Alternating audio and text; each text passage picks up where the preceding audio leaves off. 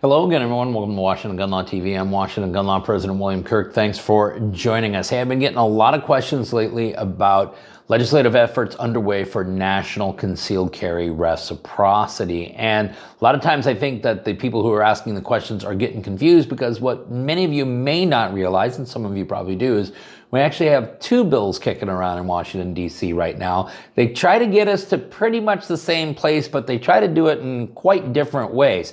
And what we want to do today is kind of do a little side-by-side comparison so you guys can all understand what's really going on. So today, let's spend a few minutes and let's talk about what's different about these National Concealed Carry Acts.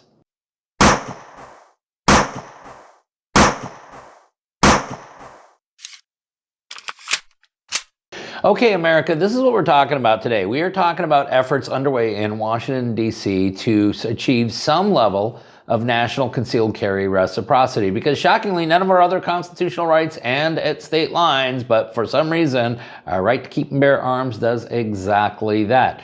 We're going to actually be talking about two separate pieces of legislation. We have actually talked about both of them before. We're going to talk about them collectively because I want you to understand the good, the bad, what's different, and all of that in both of these bills.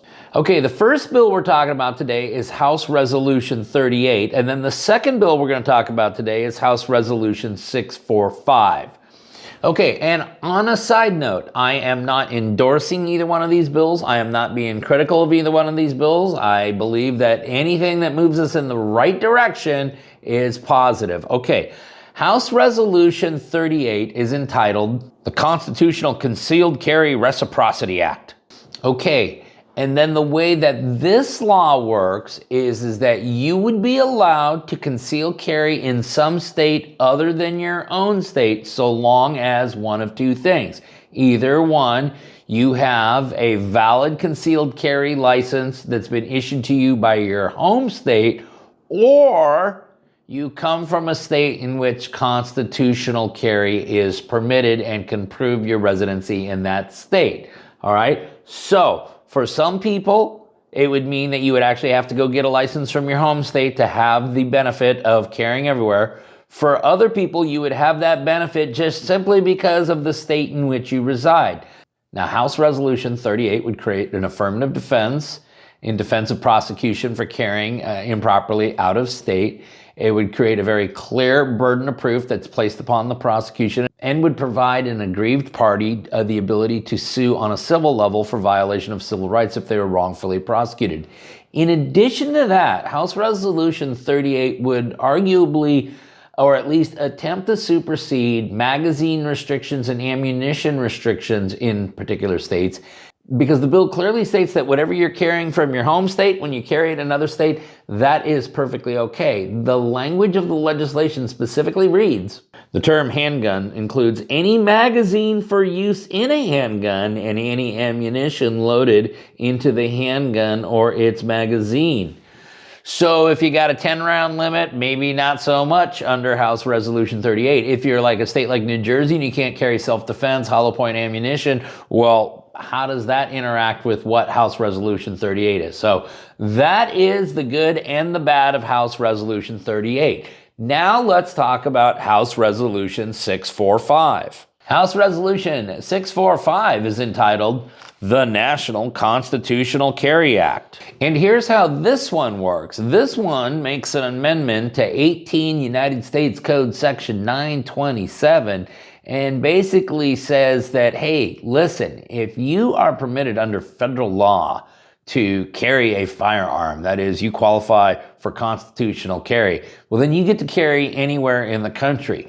The legislation specifically would state, no state or political subdivision of a state may impose a criminal or civil penalty on or otherwise indirectly limit the carrying of firearms, including by imposing a financial or other barrier to entry in public by residents or non-residents of that state who are citizens of the United States and otherwise eligible to possess firearms under state and federal law.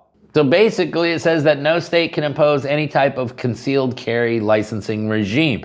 So it would, in theory, federally supersede all state laws. But here's the other interesting thing.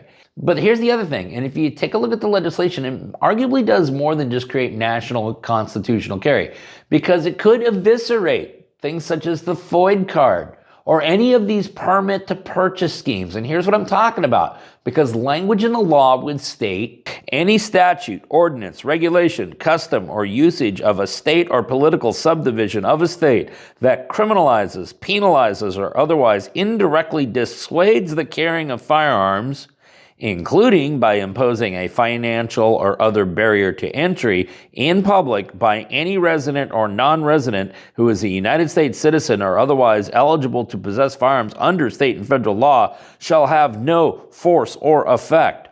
But think about it. Anything that dissuades you from carrying in public, well, guess what? If you're dissuading people from the access to even get a firearm to begin with, you are absolutely positively dissuading them from the ability to carry. So, America, right now, we have two pieces of mildly competing legislation. We got House Resolution 38, which is a national concealed carry reciprocity.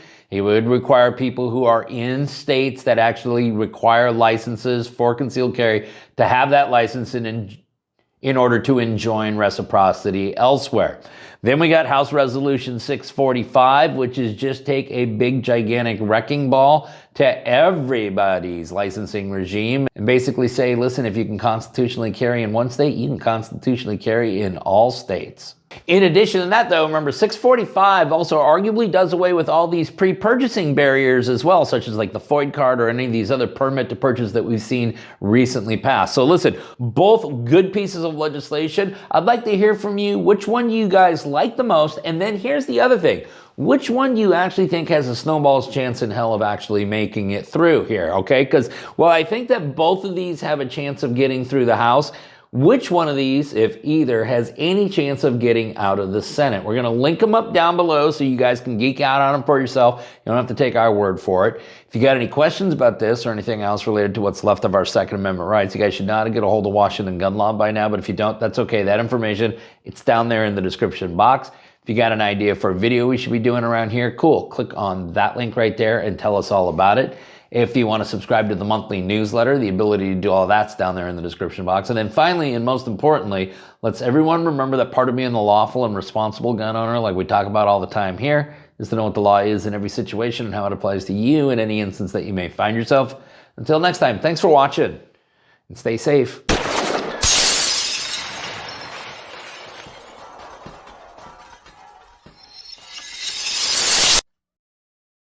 They're saying, you know, what happens is these people get involved in these situations and then they're just denied coverage. Yeah.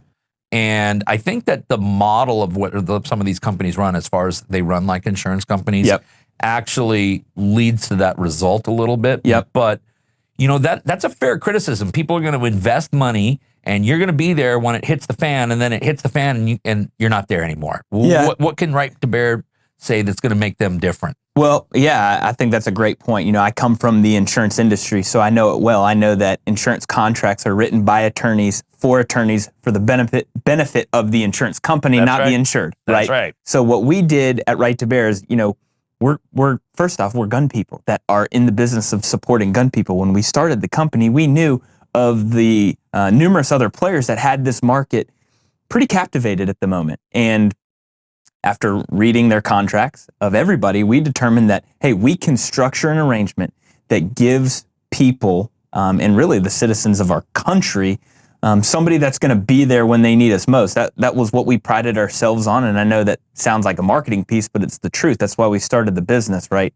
You're not truly prepared unless you have Right to Bear back you. You will always get an attorney-answered hotline, so you will always have a confidential phone call. There are no cap limits for either civil or criminal defense. This covers all forms of self-defense. So from a fist to a firearm, from a fat lip to a dead body, you are covered, and you will have some of the nation's most passionate 2A attorneys in your corner fighting for you. And right now, if you visit my friends at protectwithbear.com and you use the promo code WGL, you will receive 10% off. Listen, you need to protect yourself so that you can protect them. Visit my good friends at protectwithbear.com.